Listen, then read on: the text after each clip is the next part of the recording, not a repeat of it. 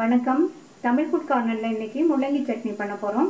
இந்த சட்னி இட்லி தோசைக்கு தொட்டு சாப்பிட்றதுக்கும் சூடான சாதத்துல போட்டு பிசைஞ்சு சாப்பிட்றதுக்கும் ரொம்பவே சூப்பரா இருக்கும். ஃப்ரிட்ஜில் வச்சா 10ல இருந்து 15 நாள் வரைக்குமே கெட்டு போகாம நல்லா இருக்கும். இப்போ எப்படி பண்றதுன்னு பார்க்கலாம். இது வரைக்கும் நம்ம சேனலை சப்ஸ்கிரைப் பண்ணாதவங்க சப்ஸ்கிரைப் பண்ணிட்டு பக்கத்துல உள்ள பெல் பட்டனையும் கிளிக் பண்ணிக்கங்க. இந்த பேன்ல 2 டேபிள் ஸ்பூன் எண்ணெய் சூடானதும் அதில் 1/4 கிலோ கட் பண்ண முள்ளங்கியை சேர்த்துக்கலாம். முள்ளங்கியில் உள்ள நீர் சத்தெல்லாம் போய் முள்ளங்கி லைட் கோல்டன் ப்ரௌன் கலராக வர வரைக்கும் வதக்கிக்கணும். அதுக்கு கொஞ்சம் டைம் ஆகும், கிட்டத்தட்ட 10 நிமிஷம் ஆகும். நிதானமான தீயில வச்சு வதக்கிக்கணும். எண்ணெய் கொஞ்சம் அதிகமாக சேர்த்து இந்த மாதிரி லைட் கோல்டன் ப்ரௌன் கலர் வர வரைக்கும் வதக்கிக்கணும். இது கூட ஒரு மீடியம் சைஸ் வெங்காயத்தை இந்த மாதிரி பெட்டல்ஸ் மாதிரி கட் பண்ணி வச்சுருக்கேன். அதை சேர்த்துட்டு 1/2 டேபிள் ஸ்பூன் இஞ்சி சேர்த்துக்கலாம். கூடவே 1/4 டீஸ்பூனில் பாதி மஞ்சள் தூள். இப்போ இந்த வெங்காயம் இஞ்சி ரெண்டுமே இந்த முள்ளங்கியோடு சேர்ந்து இன்னும் நல்லா வதங்கட்டும். சேர்த்த வெங்காயத்தோட கலரும் ஓரளவு மாறி வரணும், அது வரைக்கும் வதக்கிக்கணும். 3 நிமிஷமாக வதங்கி வெங்காயமும் லைட்டாக அதனுடைய கலர் சேஞ்ச் ஆகிடுச்சு. ஒரு நெல்லிக்காய் சைஸ் அளவு புளியை இதில் சேர்த்துக்கலாம். இந்த மாதிரி பிச்சு சேர்த்துக்கங்க. புளி சேர்த்து மறுபடியும் ஒரு 3-4 நிமிஷத்துக்கு வதக்கிக்கணும். அப்போ தான் புளியில் உள்ள அந்த பச்சை வாசனையெல்லாம் போகும்.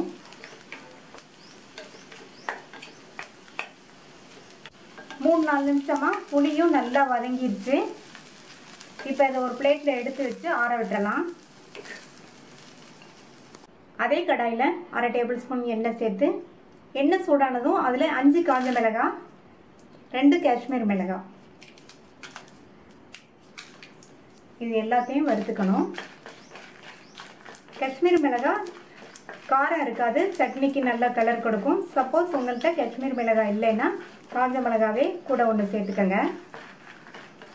இந்த மிளகாய் இந்த எண்ணெயிலேயே நல்லா வறுபடணும், கலர் மாறாமல் வறுபடணும்.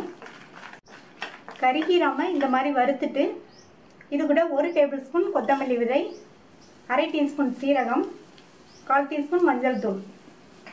மஞ்சள் தூள் 1/4 டீஸ்பூனில் பாதி சேர்த்துருக்கேன். இப்போ நல்ல ஒரு வாசனை வர வரையும் வறுத்துக்கணும். கொத்தமல்லி விதையோட வாசனை நல்லா வரும் வறுபட்டா. நல்லா வறுபட்டு வாசனை வந்துருச்சு. இதையும் தனியாக எடுத்து வச்சு ஆற விட்டுறலாம். எல்லாமே நல்லா ஆறிடுச்சு. ஃபஸ்ட்டு வறுத்த மிளகாய், மல்லி, சீரகத்தை இந்த மிக்ஸி ஜாரில் சேர்த்துட்டு கொரகொரப்பாக மல்லி 1-2 அரைப்படுற மாதிரி அரைச்சிக்கணும். அரைச்சாச்சு. மல்லி இந்த மாதிரி 1-2 இருக்கிற மாதிரி அரைச்சிக்கோங்க. முள்ளங்கி, வெங்காயம், புளியை சேர்த்துக்கலாம். இது கூட தேவையான அளவு உப்பு, நான் கல் உப்பு சேர்த்துருக்கேன். இப்போ இந்த சட்னியை கொரகொரப்பாக அரைச்சிக்கலாம். தண்ணியே சேர்க்காமல் அரைக்கணும். கூடுமான அளவு தண்ணியே சேர்க்காமல் அரைச்சா நல்லது. தேவைப்பட்டால் 1 டேபிள் ஸ்பூனோ 2 டேபிள் ஸ்பூனோ சூடான தண்ணி சேர்த்து அரைங்க.